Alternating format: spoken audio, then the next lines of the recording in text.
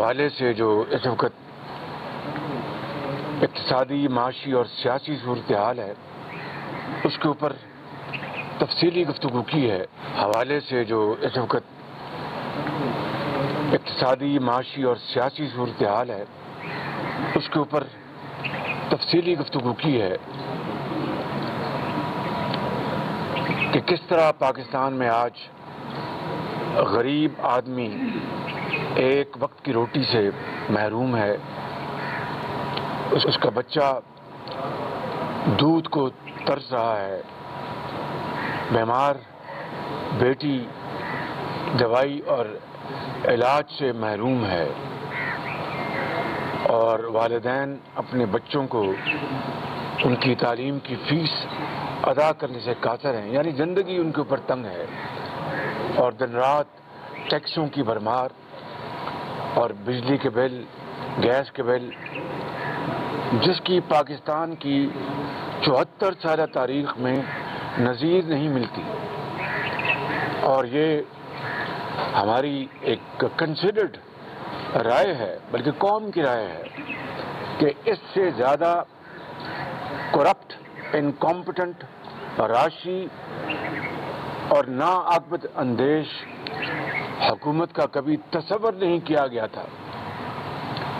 تو آج ہماری ایم کیو ایم کے وقت سے جو ملاقات ہوئی ہے، یہ یقیناً یہ تشریف لائے کہ ہم شکریہ ادا کرنے آئے ہیں جو ان کے جو لوکل باڈیز کے حوالے سے اس ہفتے پی ایم ایل این نے ان کے کنونشن میں شرکت کی تھی اور وہاں پر باقاعدہ وہاں پر شامل ہوئے تھے۔ تو بہرحال ہم سب پاکستانی ہیں، ہم پہلے پاکستانی ہیں، میں پہلے پاکستانی اور پھر کچھ اور ہوں، اور میں سمجھتا ہوں یہی سوچ، یہی فکر ہر پاکستانی کی ہے۔ اور کراچی کے حوالے سے، سندھ کے حوالے سے بھی گفتگو ہوئی۔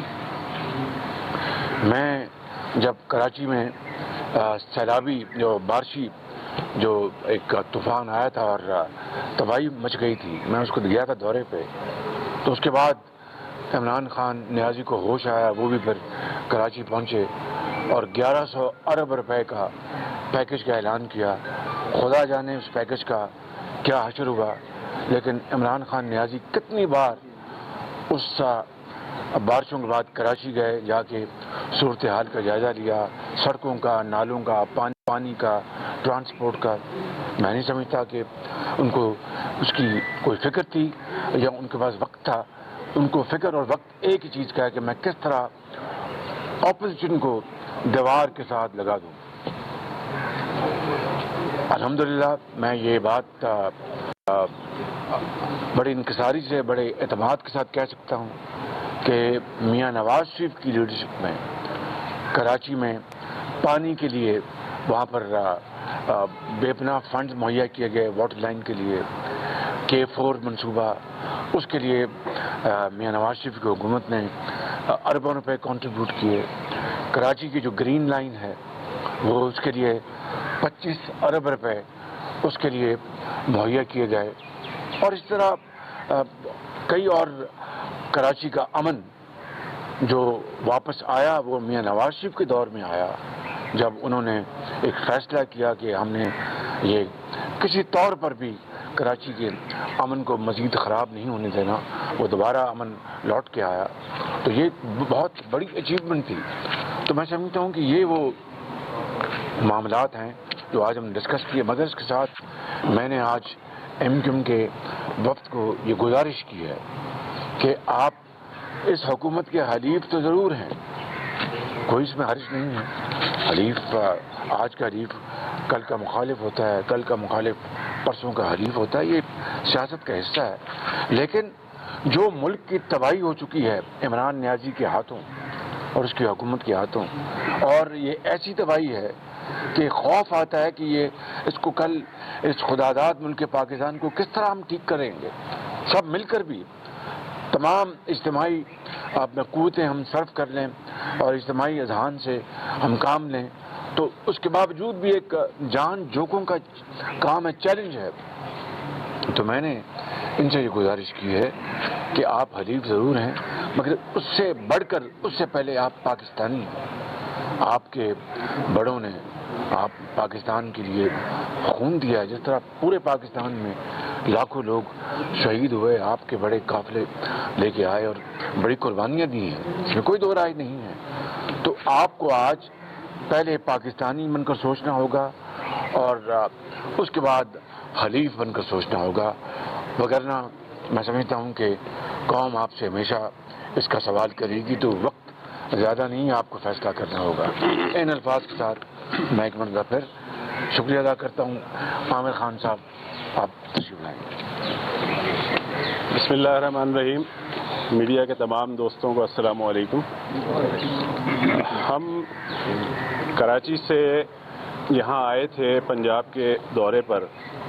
رابطہ کمیٹی اور خالد بھائی کی مشاورت سے طے ہوا تھا کہ تمام دوستوں سے جا کر ملاقات کی جائے اور بلدیاتی جو بل سندھ اسمبلی میں پاس ہوا تھا اس پر ہم نے ایک آل پارٹیز کانفرنس کی تھی، جس میں مسلم لیگ نون کی طرف سے سندھ میں ہمارے اس کانفرنس میں شرکت بھی کی گئی، اور جو ہم نے قرارداد پاس کی اس پہ سب کا اتفاق رہا کہ ہاں بلدیاتی اداروں کو با اختیار ہونا چاہیے آئین کے آرٹیکل 140A کے مطابق.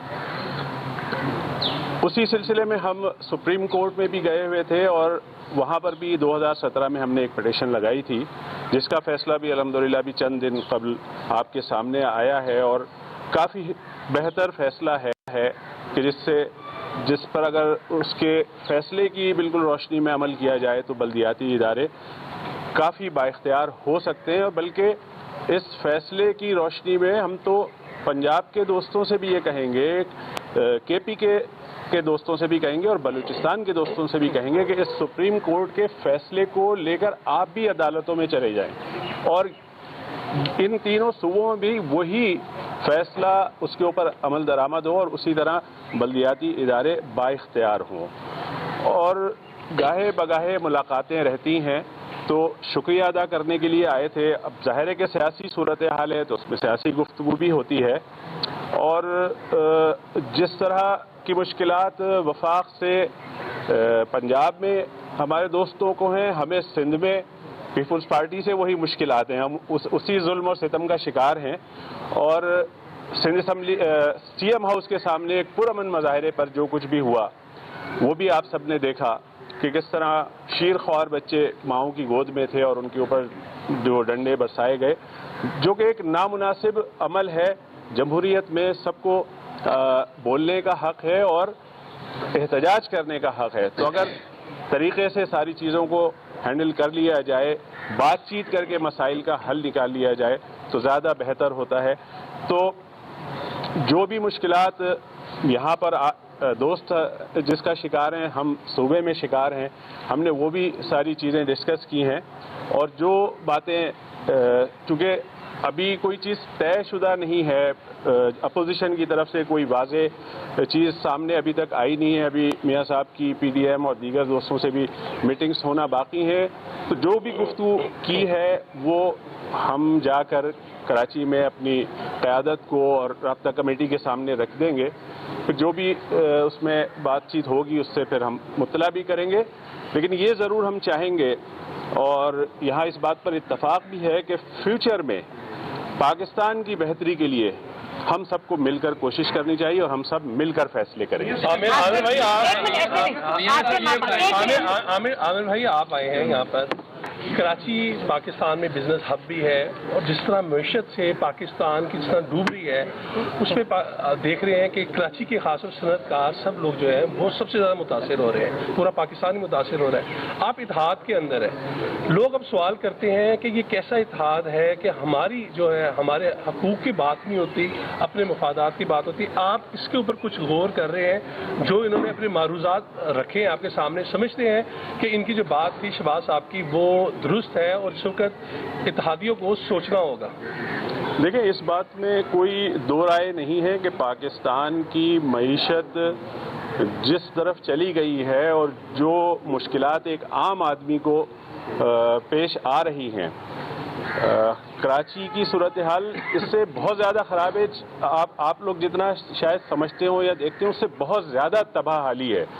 شہر کھنڈر بن چکا ہے، اور نہ صرف کراچی بلکہ سندھ کا ہر علاقہ. آپ لاڑکانہ کو دیکھ لیں، سکھر کو دیکھ لیں، دادو کو دیکھ لیں، ایک بالکل کھنڈر کا نمونہ پیش کرتا ہے.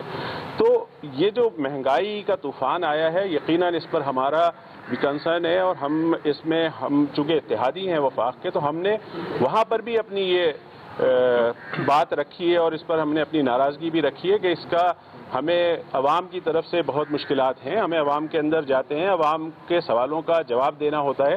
تو یہ مہنگائی اب ناقابل برداشت ہو گئی ہے، تو اس کا کوئی نہ کوئی حل نکالنا چاہیے. ہمارا بالکل شہباز صاحب آج آپ کی ملاقات ایم کیو ایم سے ہوئی، ہفتے کے روز پیپلز پارٹی سے ہوئی.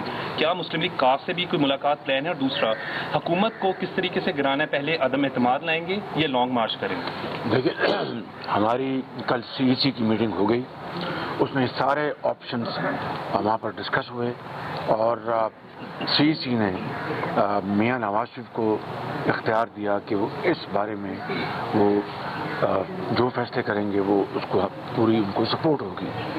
اور مجھے یہ کہا گیا کہ میں تمام پارٹیوں سے رابطے کروں، PDM کے علاوہ بھی.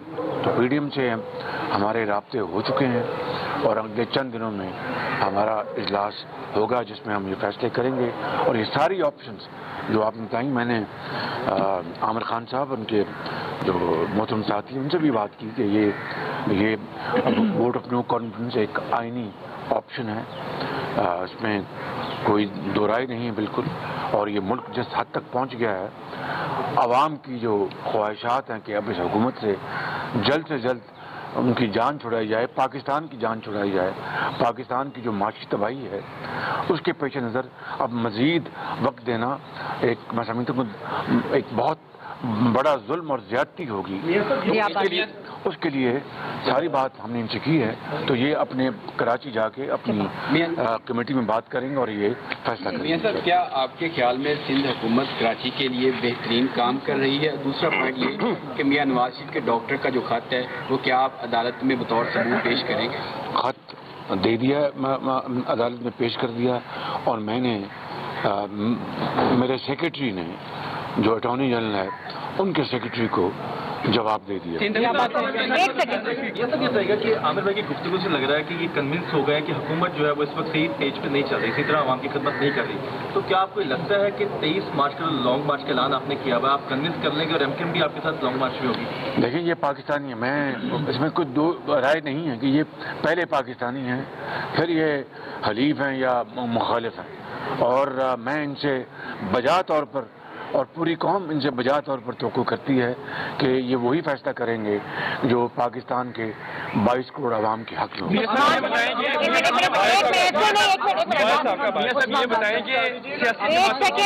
اپوزیشن کی سیاسی جماعتوں کی ملاقاتوں کی وجہ سے عمران خان جو وزیر اعظم ہیں انہوں نے بھی اناؤنس کر دیا کہ وہ رابطہ مہم کے لیے جا رہے ہیں. جا کے بجائیں، رابطہ کریں، پھر ان کو عوام بتائیں گے کہ آٹے دال دا بھا کی ہوتا ہے.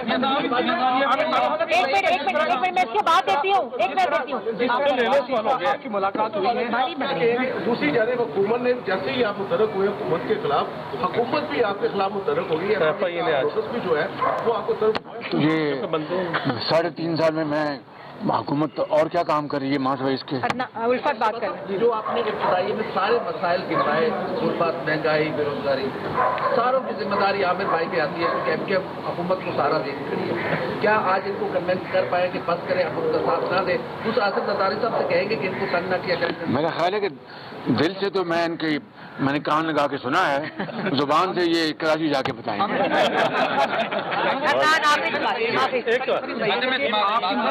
ہوئی ہے، آپ کیا سمجھتے ہیں کہ آئندہ جو تصویر کشی ہو رہی ہے ملک میں سیاسی، آپ سمجھتے ہیں کہ اب نون لیگ یا اپوزیشن جو بھی لانگ مارچ کرے گی یا جو بھی حکمت عملی بنائے گی اس میں ان کے ساتھ آپ دیں گے؟ ان کے ساتھ آپ بھی کر دیں، یہ بھی لے لیں پھر آپ ساتھ طریقے عدم اعتماد میں آپ اپوزیشن کے ساتھ دیں گے؟ لیکن میں یہ قبل از وقت سوال ہے، ابھی پہلے اپوزیشن کوئی چیز طے کر کے اپنا ایک ایجنڈا سامنے لے کے آئے گی. جو ہماری گفتگو ہوئی ہے وہ ہم جا کر اپنی ہائی کمان کو اپنے رابطہ کمیٹی میں ساری چیزیں ان کے علم میں لے آئیں گے، پھر جو بھی فیصلہ ہوگا ملک کی بہتری کے لیے اس کے اوپر کچھ دوست یہ کہہ رہے ہیں کہ حلیف کو آپ نے ذکر کیا کہ حلیف ہوتے ہیں، کل کے حلیف ہو جاتے ہیں، لیکن وہ کہہ رہے ہیں کہ ابھی باورچی خانے میں تو سامان اکٹھا نہیں ہو رہا، تو حلیم پکنے کا کوئی جواز نظر نہیں آ رہا. میں نے حلیف کی بات کی تھی، حریم کی بات نہیں کی.